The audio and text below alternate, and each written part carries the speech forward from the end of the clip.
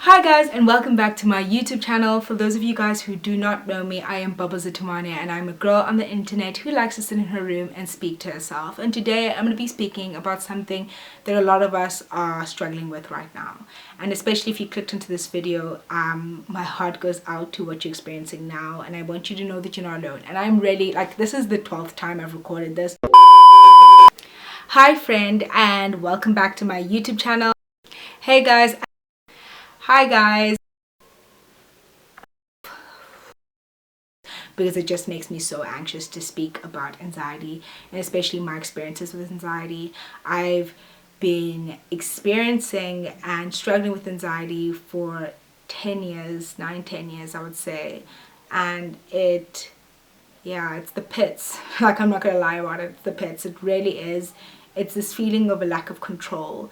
And today I do want to talk about overcoming it and overcoming anxiety and overwhelm, because it's something that I've overcome in the past and that I continue to overcome on a daily basis. So I want you to know that there is hope and that you are not alone.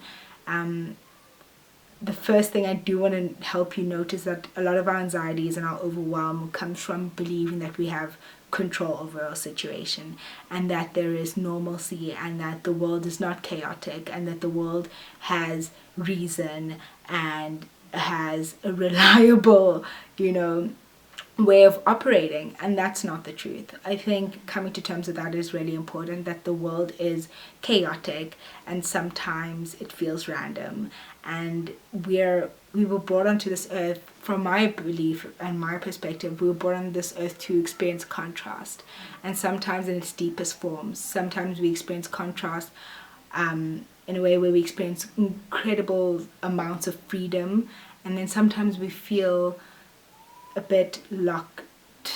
Sorry, I don't know why I struggled with that word, locked and stuck, which a lot of us are feeling now, especially during this pandemic. So I do want to speak about that. I am not a professional. I will not claim to be. This is my disclaimer. I do suggest that you always speak to a professional and seek out help. I'm only speaking from my experience and what I have gone through. So I'm going to just be helping you guys out with 5 points that have really helped me overcome a lot of my anxieties and overwhelm in the past. And I kind of made them my 5 A's because I wanted to give you something that you can remember and that maybe you can write down that would help you. So my 5 A's, my first one would be anchor, my second one is to analyze, the third one is to allow, the fourth one is to admit, and the fifth one is to announce. So going back to anchor, what does that mean? So when you anchor yourself, you're anchoring yourself into the present moment. You are admitting to your physical reality and to what is around you and to what is happening in this current moment. And I found that a lot of my anxieties and my overwhelm stem from trying to control the future. And what I've learned is that I cannot control the future. I am not God. I am not divine. I'm not a prophet. Least of all things, I'm not a prophet. There are a lot of things I didn't see coming, like this, for once, and all I can do is exist in the present moment. That is the only place I actually exist, is in the now. So, well, some of you guys are watching me like a day later, but anyway, the only place that I can exist is in the now. So what I would normally do, like a tip or trick, first thing I'll just list some things that with being present is recommended, and that's meditation, that's deep breathing and breath work, that is exercising and yoga. And what I like to do, like a quick thing just to quickly center myself, is to focus on my senses. And so I'll first look at 5 things I can see. I don't think I coined this and it's original in any form, but 5 things I can see, 4 things I can touch, 3 things I can hear, 2 things I can smell, and 1 thing that I can taste. So that's what I'd normally do, and that just centers me into the now, because I'm like desperately trying to look for what can I smell, what can I touch, just to kind of bring myself into this present moment. So I think anchoring yourself is super important, and just existing within the now, which is a lot more difficult than I'm making it out to be, but just practicing always makes perfect. And perfection is a moving target.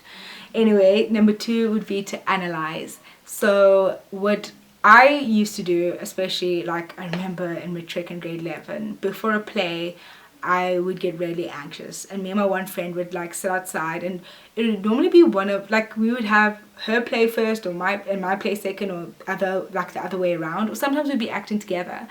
And what we did to help each other would use the worst case scenario, the worst case scenario.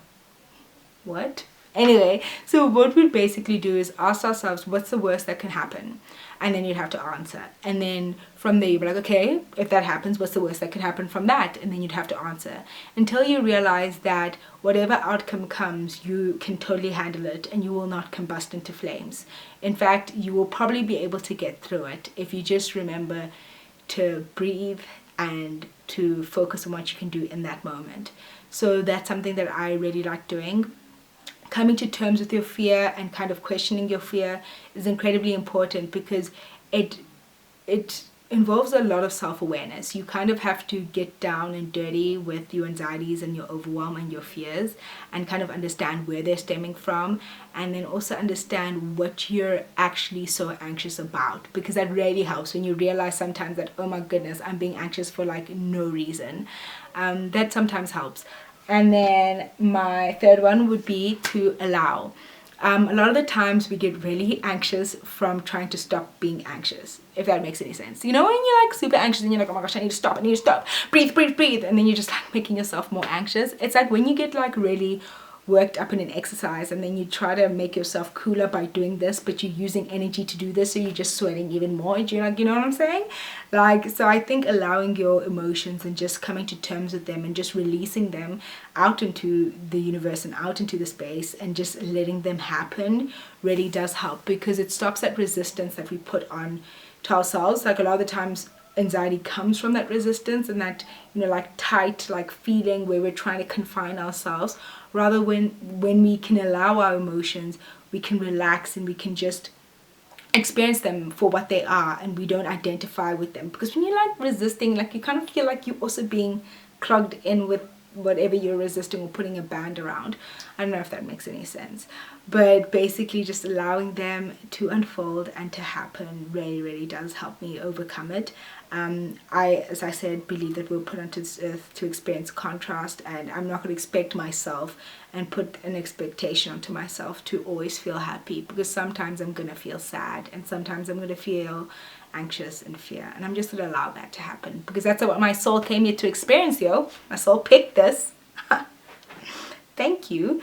Anyway, my fourth thing would be to admit.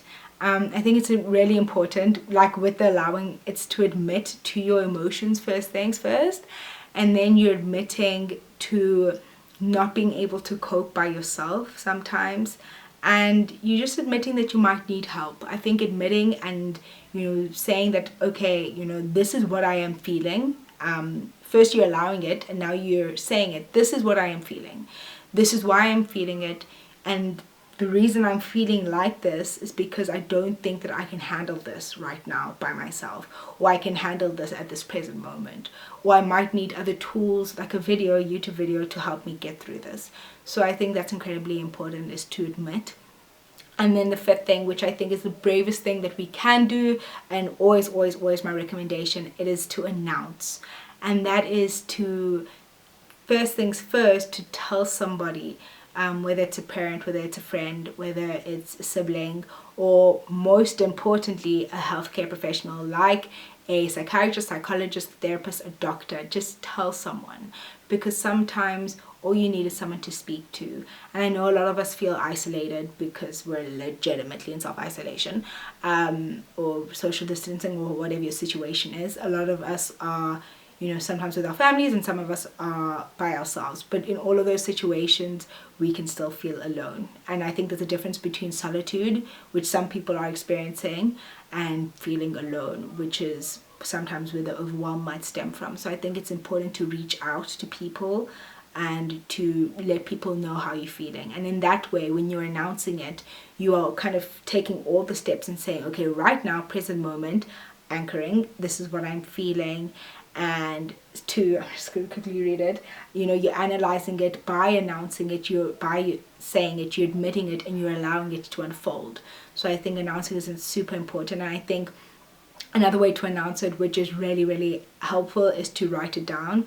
It's, you know, journaling, and to say, you know, this is actually what I'm feeling. And I think journaling especially takes into consideration all the other steps, because you are literally allowing the feelings to take place, and you are admitting to them, you're analyzing them, and you're anchoring yourself physically into a moment by actually writing down, especially that hand to pen to paper type of connection when you're literally physically in this moment. I think that's super important, is to announce and to tell someone, and to know that you're not alone. I'm gonna look for like lines to put up on the screen or in the description box, or both. I don't know my editing capabilities just yet, or my research capabilities for that matter. But yeah, so those are my 5 A's, and just to go over them, it's to anchor, it's to analyze, it's to admit, it's to allow, and it is to announce. And I don't know if I said that in order. sorry JK. I love you guys, and I just want to remind you to be kind to one another, especially right now, to be empathetic to one another. And if you can, and if you enjoyed this video and you made it this far, you might as well like and comment down below what else you want to see, or even if you want to reach out, comment down below and subscribe. Love you guys. Mwah. Bye.